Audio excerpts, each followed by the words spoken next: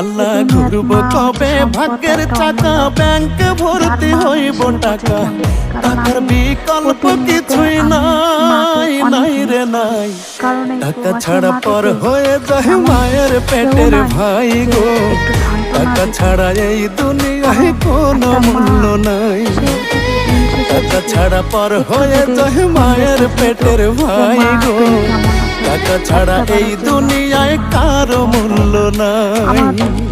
সবসময় আল্লাহর কাছে আমি বলি যে আল্লাহ তুমি আমার মাকে ভালো রাখো সুস্থ রাখো। আমার মা আমার উপর যতই রাগ করো আমি আল্লাহর কাছে বলি আল্লাহ তোমার কাছে আমার কোনো কিছুই চাওয়ার নেই, আমার মাকে তুমি ভালো রাখো।